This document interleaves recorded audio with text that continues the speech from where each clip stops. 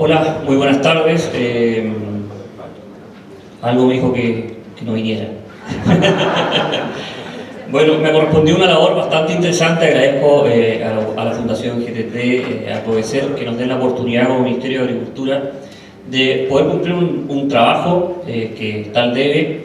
El colega Castro ha expuesto bastante claro la posición de los agricultores. Mi función es una función de carácter de difusión, de comunicación, no confrontacional y por supuesto sin perjuicio. Y como abogado tengo discrepancia respecto a la interpretación que él da de las modificaciones, o en realidad que no son modificaciones, digo, concordamos en muchas cosas, las indicaciones sustitutivas a las distintas mociones parlamentarias que existen. Creemos que, como les digo, que la función principal nuestra es comunicar, aclarar, y el ideal que tengamos hoy día un diálogo fluido, de mucha pregunta, mucha respuesta, de aclaración. Y mi visión como abogado no es tan como dice el colega, pero mi función no vengo de ahí. En ese contexto, nosotros como ministerio y como gobierno hemos hecho un análisis, no solamente este gobierno, sino que los distintos gobiernos del país, porque tenemos que tener un análisis y una visión como país. Tenemos que mirar a Chile como un solo todo, como un país, y trabajar como Estado con visión a corto, mediano y largo plazo. No podemos seguir trabajando con una visión solamente en términos políticos del gobierno de turno haga y el posterior deshaga lo que ese gobierno respectivo ha hecho. Si no lo hacemos, vamos a caer en una crisis bastante grave. En ese contexto, cierto, existe un diagnóstico preparado por la actual administración, donde señala precisamente que existe una fragilidad en el sistema hídrico. Lo conversó el colega anteriormente y lo han conversado todos, que el sistema hídrico de nuestro país, en términos de estructura, es absolutamente deficiente. Efectivamente, el agua hoy día, el agua con los derechos consultivos, se pierde en el mar, ¿ya? Pero hay un déficit hídrico que durante los últimos 80 años este país como nación no ha hecho nada. También encontramos que hay una fragilidad en los sistemas normativos actuales, específicamente fragilidad en el actual Código de Aguas. Creemos y ahí concordamos que requiere y debe modificarse la actual legislación, que tiene 34 años ya, porque requiere adecuarse a las realidades del país, a la realidad climática del país, a las necesidades productivas de la agricultura, pero también de los diferentes entes y participantes del uso del agua. No solamente la agricultura utiliza el agua, y por lo tanto nosotros como país nosotros como gobierno no podemos dar una visión netamente desde el punto de vista agrícola. Tenemos que también incorporar a los demás actores, a la minería, ¿cierto?, a la industria, a la hidroeléctrica, al consumo humano. Todos aquellos tienen el legítimo derecho a utilizar el agua. Ahora, ¿cómo regulamos eso? ¿Cómo lo hacemos? Creemos que el actual código y la normativa es absolutamente deficiente y hay que hacer cambios, y cambios rápidamente. Por otra parte, Chile no cumple con la normativa internacional. Nosotros nos vanagloriamos que nos incorporamos a la OCDE, pero resulta que no estamos cumpliendo con muchas normas, sobre todo en materia de legislación medioambiental, de sustentabilidad, ¿cierto? Y por lo tanto tenemos que adecuarnos a esa situación. Faltan absolutamente directrices de una política de recursos hídricos, de una institucionalidad de recursos hídricos bien estructurada, ordenada. Hay un estudio del Banco Mundial que señala que hay 42 instituciones, algunos 43 instituciones que están involucradas con el recurso hídrico. Y todos en términos horizontales. No hay una estructura piramidal, organizacional, ¿cierto?, jerárquica, donde hay una regulación de un solo ente. Hay una propuesta de crear una subsecretaría de recursos hídricos, pero obviamente está en estudio porque está en conversación con los distintos actores que precisamente usan y utilizan el recurso hídrico. Y ante la absoluta evidencia del cambio climático, lo hemos escuchado acá con los distintos expositores, ¿cierto?, hay un marco legal que fue diseñado precisamente en una época en que había abundancia hídrica en el año 81. Marco legal que hoy día esa realidad es absolutamente distinta. Ya no hay abundancia hídrica, hay escasez hídrica, para algunos hay sequía, ¿cierto? Y como les digo, nos hemos ido quedando atrás en actuar rápidamente como país, como nación. Eso ha traído algunos efectos. ¿Qué efectos ha traído esto? ¿Incremento en los conflictos del agua? Sí. La gente pelea, discute, acciona, ¿cierto?, porque no tiene agua, o hay otras personas que no tienen legítimo derecho a usar el agua, pero la usa igual. Otros que tienen derechos de aprovechamiento de agua debidamente inscritos, pero no tienen una gota de agua, es decir, un título de papel. Esos conflictos han surgido precisamente por una falta absoluta de regulación en nuestros sistemas normativos y actualización de aquellos. Hay un problema de acceso y abastecimiento, sí hay problemas de acceso y abastecimiento, y hay un problema de sobreotorgamiento, derecho de aprovechamiento de agua. Recién lo decía el colega en el norte, que están las cuencas agotadas, pero se ha otorgado más derechos que los que realmente corresponden otorgar. Eso por un sistema y una estructura como institucionalidad deficiente. Efectivamente, la Dirección General de Agua es la que debe regular eso, pero no hay sistemas de regulación, no hay sistemas de fiscalización, faltan recursos económicos y obviamente falta una estructura que tenga una estructura de tal forma que haga una utilización efectiva y estratégica del recurso hídrico. ¿Hay concentración de la propiedad de los derechos de aprovechamiento? Sí hay concentración. No estoy hablando del punto de vista netamente agrícola, estamos hablando de derechos de aprovechamiento propiamente tal. No he caracterizado cuáles. Respecto al desarrollo local y abastecimiento primario, no hay una seguridad jurídica, recién lo dije. Hay agricultores, yo creo que muchos de ustedes pasan, que tienen título inscrito, tienen un determinado volumen de unidad por unidad de tiempo, pero resulta que no es la realidad.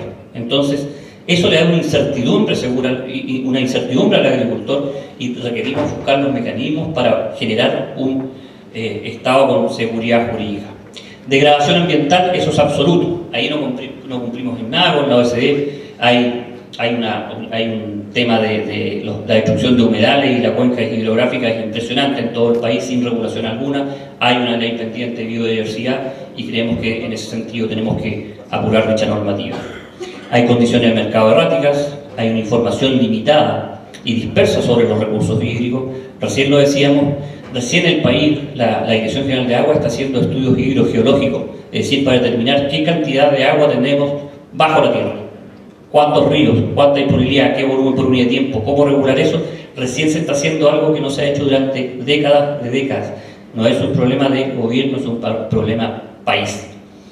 Eso genera atomización, ineficiencia, sobreotorgamiento, yuxtaposiciones, en fin, y sobre todo desconfianza, que es muy grave. Cuando dije que hay una falta de estructura hídrica, la quiero basar netamente en un ejercicio que hice con información que obtuve de la Dirección de Obras Hidráulicas respecto a la estructura de los embalses en los últimos 80 años. He leído con preocupación, porque la idea es aclarar y comunicar, y ahí creo que estamos un poco faltos, de que hay algunos letreros en la séptima región que dicen el agua no se expropia, el agua se embalsa, ¿cierto? Es un temor legítimo, ¿cierto? Pero no es real. Este gobierno, el anterior y el anterior, han hecho bastantes esfuerzos por dar solución al problema de pérdida del recurso hídrico en el mar. Pero durante los últimos 60 años, los últimos 70 años, este país se quedó, como se dice, en los laureles. No hemos hecho nada o muy poco por embalsar el agua. Entonces, este gobierno, el anterior y el anterior gobierno, los 8 últimos, se han dado cuenta que esta situación es crítica. A modo de ejemplo, si se fijan en la pantalla, en 10 años, del año 30 al 40, en Chile se crearon 16 embalses. Del 30 al 60, 25 embalses. Del 90 al 2010, 30 años, ¿cierto? 8 embalses. O sea, del 30 al 40, en 10 años, hicimos 16 embalses, y del 90 al 2010, en 30 años, 8 embalses.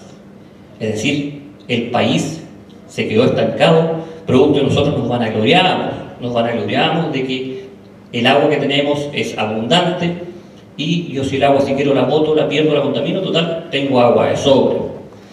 En esta estructura yo quiero destacar el año 80.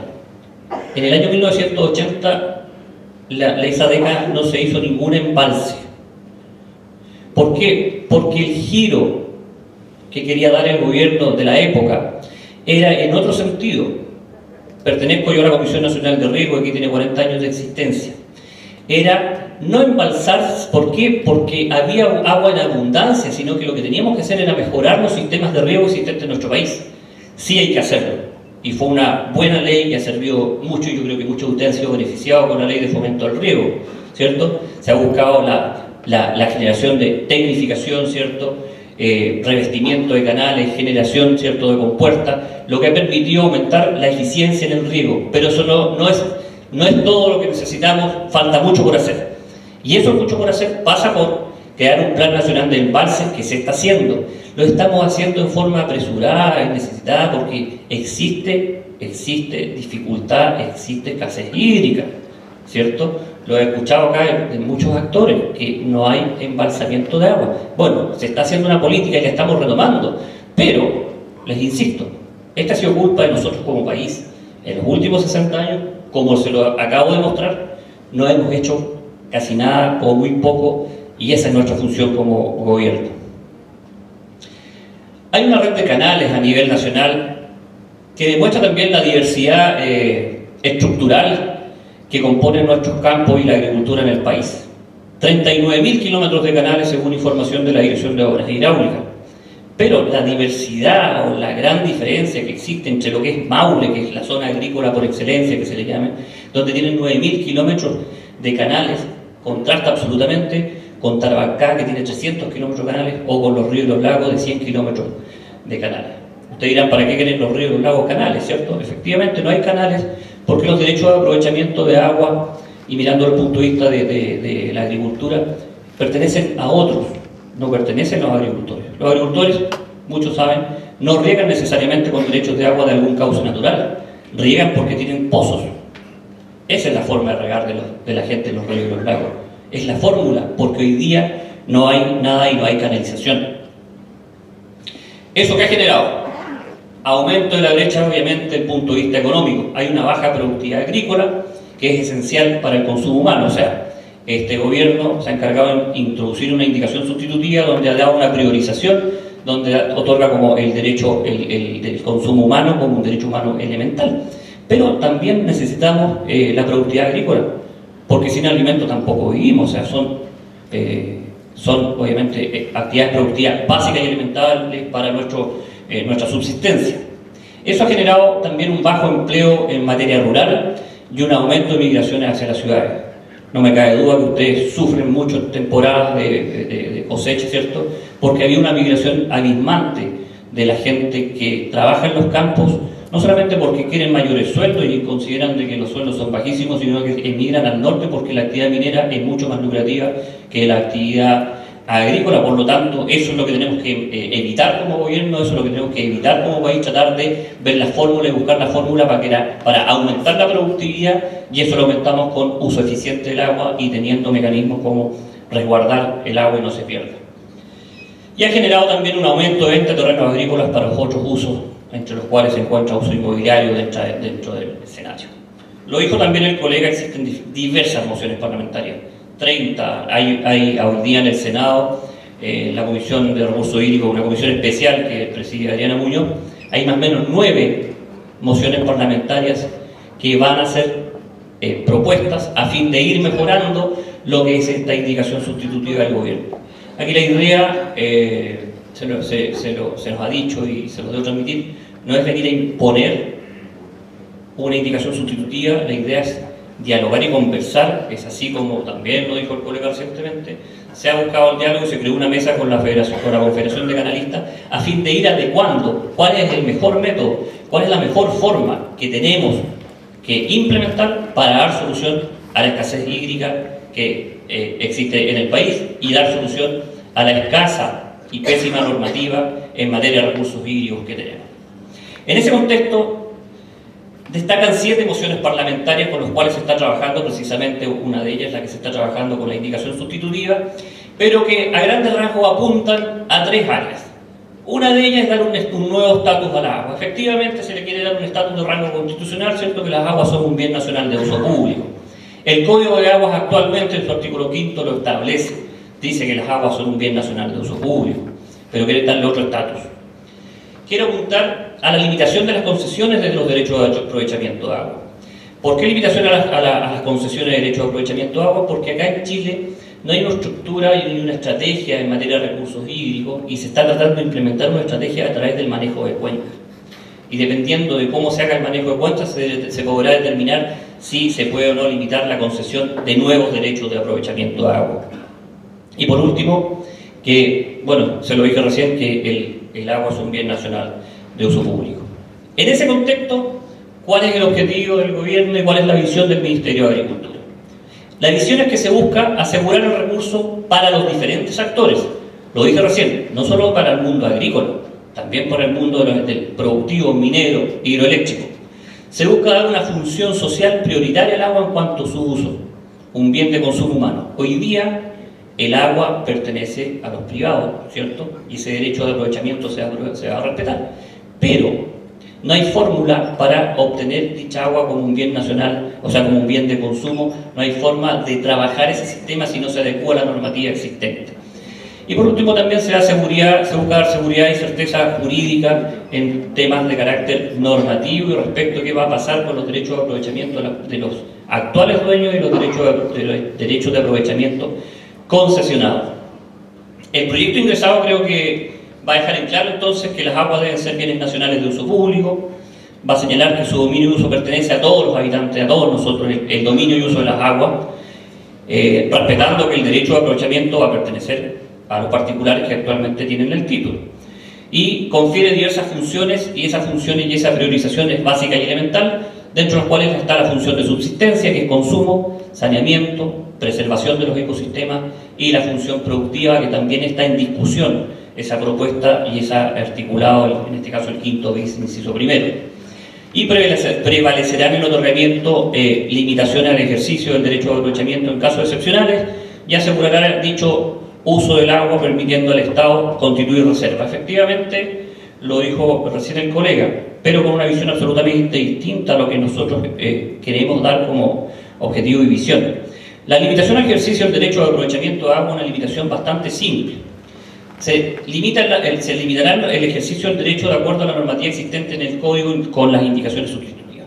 ¿Cuándo se va a limitar? Cuando hay un interés público. Cuando hay un interés público está establecido en la misma indicación. Habrá interés público cuando se requiera para consumo humano, saneamiento y preservación de los ecosistemas y productivos. Esa será la priorización. Aquí no se trata de que va a haber una limitación al dominio porque sí, en forma arbitraria, en forma ilegal. Eso es inconstitucional, efectivamente. Tenemos los entes respectivos. Tenemos un país ordenado, tenemos un Estado democrático e institucional serio como Estado.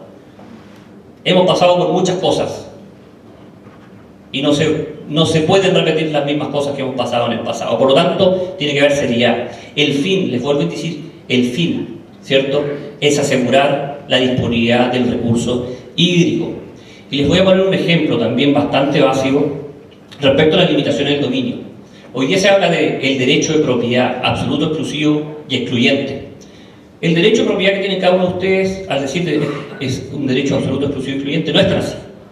Todo derecho cumple una función social. Usted, el minuto que compra una propiedad, está cumpliendo una función social.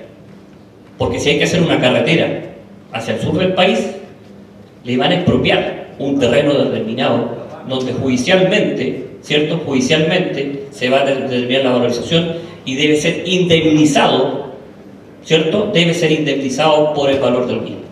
En este contexto, la idea obviamente no es ningún fin expropiatorio, eso no va a ser así, porque ¿qué pasaría? O sea, tendríamos que expropiar el agua y eso significa que el país, primero pasar el agua al Estado, no es el norte, no hay recursos económicos, no tiene por finalidad eso.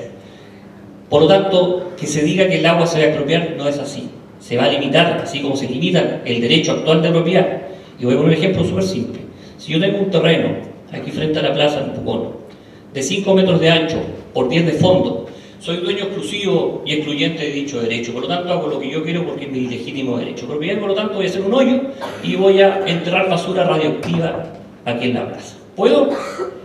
No puedo, porque estoy regulado, estoy limitado. ¿Por qué? Porque cumplimos una función social, ¿cierto? Va a estar encima del servicio de luz, ¿cierto?